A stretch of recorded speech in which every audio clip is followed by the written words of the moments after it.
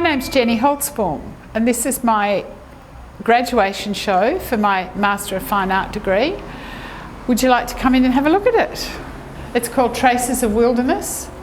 So it's about using Australian nature as inspiration for interior decoration and gallery-based installation. And I've addressed 3 questions in doing that subject. I'm looking at the way the wilderness was understood by the first settlers that came here. I'm looking at the way aspects of home craft can move across that imaginary line and become fine art. And I'm looking at the way we blur that nexus between Australian nature and Australian home. And I think this is something that maybe because of the climate, our nature likes to move into our houses, either in the form of leaves and stuff that constantly blows into the house, or our animals, the possums that live in the roofs, or the snakes that slide under the doors. And when I think about Europe, I can't imagine deers and rabbits moving into their houses. They're wild animals moving into their houses, which it happens here all the time. First of all, I decided to make a site-specific exhibition because I walk past the Watch House almost every day, and I thought, well, it's all about the domestic interior and it's a place of home. It was home to the policeman and his family that lived upstairs. This room here was the charge room for unruly people that were causing a problem in the 1850s, the drunken disorderly, and they were taken through that door and they were put into 2 or 3 cells overnight out the back, so it was their overnight home as well. This is about wilderness. These were drawings that I made of a lorikeet in grevillea, and I've used a wallpaper format because I think wallpaper is like a metaphor for home. The wilderness, the word wilderness, is an artificial construct that was used to describe vast pieces of land that weren't used for anything else. They weren't agriculture, they weren't urban space. So if it wasn't used for anything else, it was called wilderness. But there is no such place as wilderness, because one person's wilderness is another person's backyard. And I have used here, I've continued that idea of artificiality into the birds, in that I have feathered them with an artificial 20th century material in the form of plastic sequins. And I also think of the birds as jewels in the trees because they're so bright, and our trees are often quite a blue-green colour. In my undergraduate degree, when I did the Bachelor of Fine Art, which I started in 2005, I did a field studies course where we were taken to Fowler's Gap, which is a arid zone research station 100 kilometres north of Broken Hill. And so when I looked back over my photos, I realised that I'd taken close-up shots of lines in the landscape or lines on trees that had been caused by weathering and erosion. So these lines are very landscape oriented, but this particular work, when I stood back and looked at it, I thought, no, this is part of my landscape because I could see embroidery stitches in it. These ones here are the most recent ones that I've done. And while they all look the same, it's only the outline, the large outlines that are the same, and they're mirror imaged, like using that mirror image technique of patterning that's in wallpaper. It's still set like a border pattern, but this time I've presented it as wall tiles, which is what I've called this. The marks in the background, this area here, this is watercolour, and these are marks that I have photographed on the trunks of eucalyptus trees, and then I've put mirror imaged the design, if you like, which comes from drawings that I've made of gum nuts and then ultimately the flower in an abstract way over the top. I like the way they sit against the modern 21st century drawings. I think look good, and they seem to complement the sandstone, natural sandstone wall. And I think that's possibly to do with the fact that my work is inspired by nature. That the colouring, it's all going together. It's all Australian rock with Australian pictures on top of it.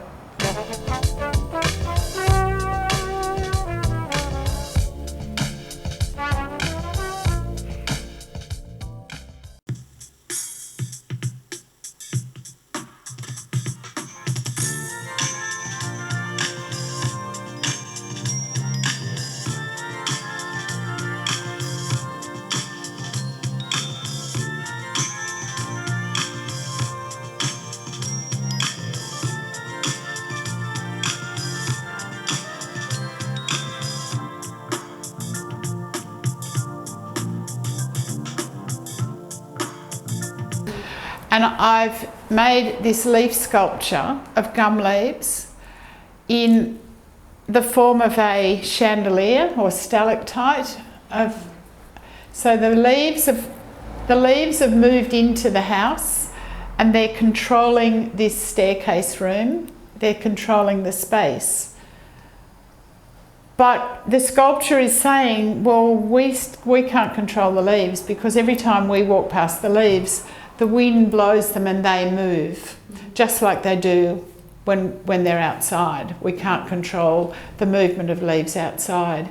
So the metaphor here is sort of nature can't control, culture can't control nature, and that blurring again of that inside outside. I had a friend the other day come, and she brought her little grandchild who loved this, and so the three of us were running around it, and she thought it was wonderful how all the leaves moved. And nice and wide. They all hang on a piece of thread, cotton thread. But it was lovely to make, and everybody seems to have enjoyed this piece. Yeah, quite different and stunning. It's really amazing. Thank you. Now cross into the jail area of the watch house. This room this installation I have called Give Me a Home Among the Gum Trees. Was reading when I was researching about a philosopher called Leigh Hunt, who back in the 1750s was jailed for sedition. And apparently he decided that the only way he could survive his jail sentence was if he had his cell wallpapered. So he had the entire cell wallpapered with trellises of English roses, and he had the ceiling painted with clouds and a blue sky. And when I read that, I thought, right, give me a home among the gum trees. So this inspired me to think, well, I would domesticate this cell that I've been thrown into in my imagination, and I've decorated this cell to make it feel more like home. Mm-hmm. And the metaphor is life on the outside, or freedom, making me think of what it's like to be on the outside, but then also the metaphor of camouflaging the space to make it feel like a home rather than a jail cell. Mm-hmm. So the metaphor in here is about freedom, about life on the outside, and camouflage. So the background colour is Australian sap green to remind us of the outside, the bush, and it's a wallpaper. It's based on the idea of wallpaper, and I have taught myself to use the computer to take my handmade drawings and manipulate them digitally so that I can then make patterns and upscale them or downscale them to save me redrawing all the time. So I've used the computer here to layer this pattern, the lorikeet pattern, and then I made another wallpaper pattern out of the gum nuts and that wheel looking thing. This here, that's the end view of the gum nut. And so this is also a metaphor for renovation and renewal, where the wallpaper is metaphorically being pulled off and we find yet another layer underneath. And I could have had this printed as on paper, or I could have had it printed, as I have done, on fabric. And I chose the fabric because I wanted to then make these other pieces that were going to go into the room. When I've also used the computer to upscale the picture of the bird, which I then put on a piece of canvas to brighten up the floor in the form of the floor rug. But it's exactly the same picture as on the wallpaper. It's actually quite hilarious. I know, it is. It's meant to be hilarious. I just think I love doing all these. I like working with our Australian native animals. I think they are hilarious themselves. The way cockies will just hang upside down in trees, and they've got a very comical look about them. And you think about kangaroos that just pop their heads out of the grass and stand there looking at you, stock still, which is just very quirky when you see 100 of them in a paddock. You've got all these heads just standing absolutely still. Well, and their little their little hands stand like this too. So I'm looking forward now to find quirky ways of portraying our native animals. For this particular exhibition, I've kept their fauna to lorikeets.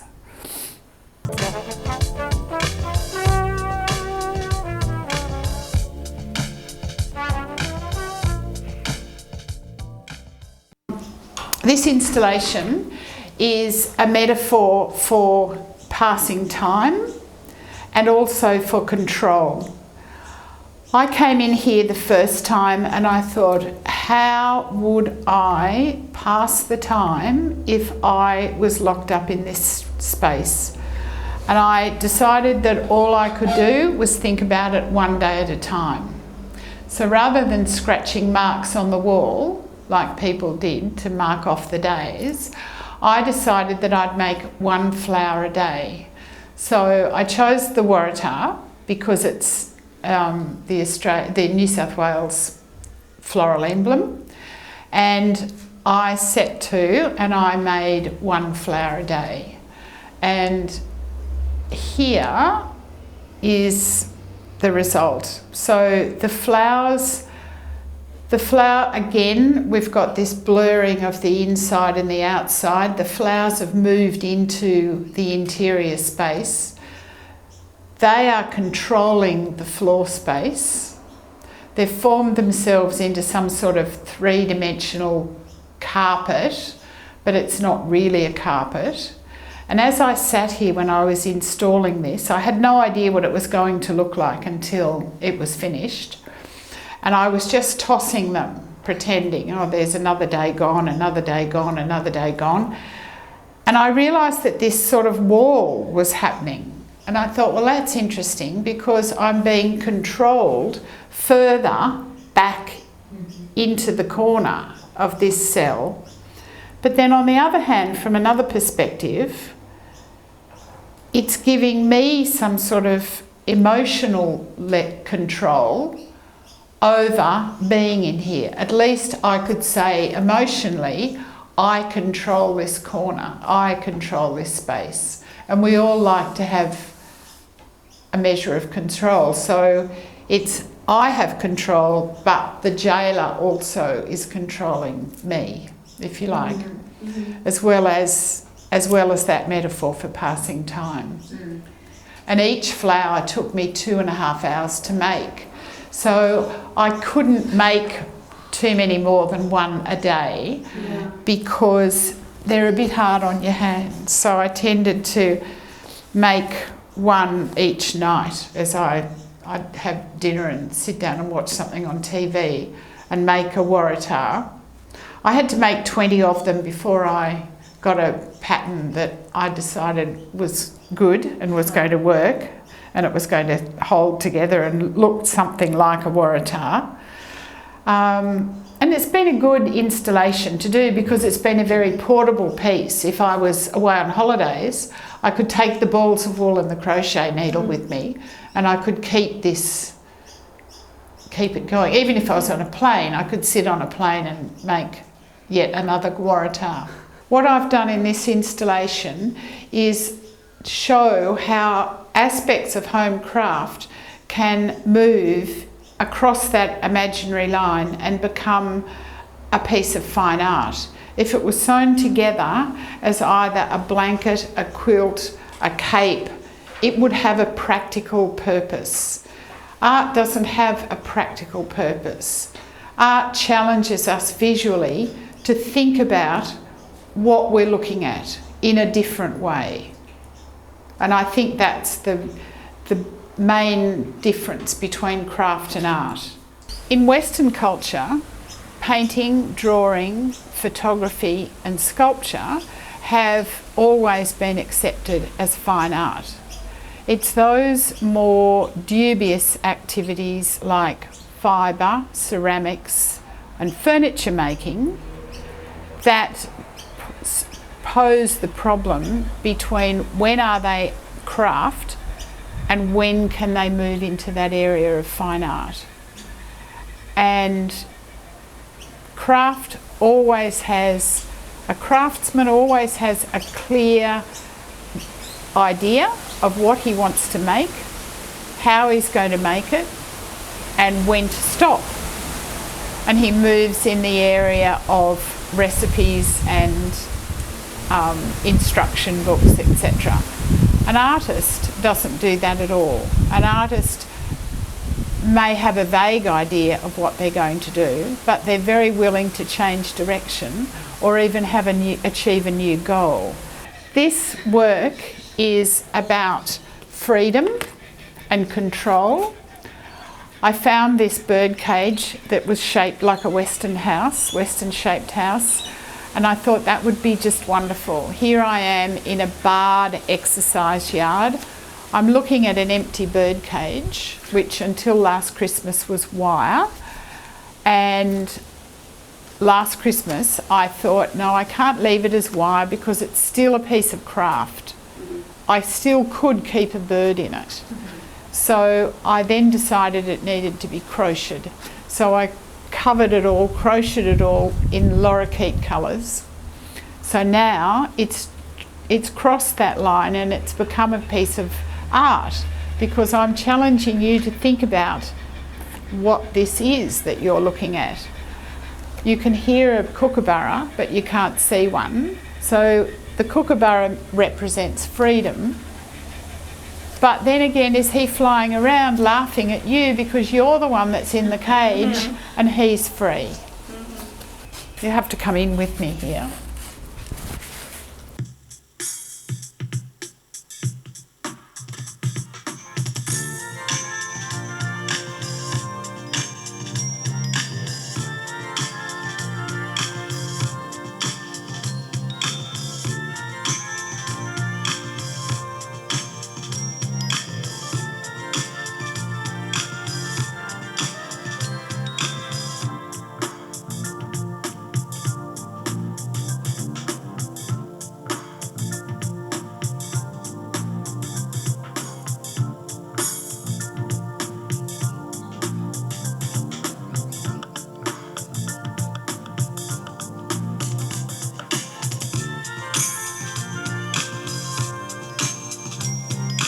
So this work here, we're in another cell at the Watch House, and you can see the sandstone block walls. And this is about the ephemeral nature of wallpaper. How when we buy a house, we rip the wallpaper off and we throw it away and it's gone. But it's also about memory and how memory fades into the past. As well, it is about the projection of a wallpaper pattern using 21st century video digital technology onto a sandstone block wall. And at the moment it's very light, so you can see the layer of the green lorikeets. You can see the negative spaces, which was originally my photograph of peeling paint off a wall. Then you can see a layer that's purple with bare gum nuts. All the petals have fallen off the gum nuts. And even through that, you can still see the sandstone block wall. So when it's bright, there are 4 layers, if you like, but now it starts to fade. So this is the metaphor of fading away into the past, and just as our memories fade.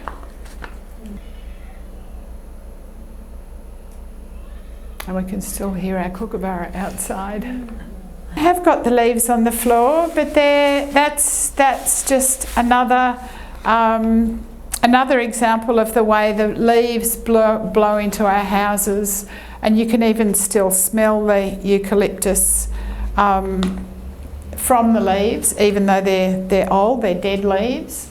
And the artwork itself is about the lorikeet in the eucalyptus, eating the eucalyptus flowers. And so that's why I've chosen to have the leaves on the floor. And when small children come in here, they love this installation because they all run through that. They run through the leaves.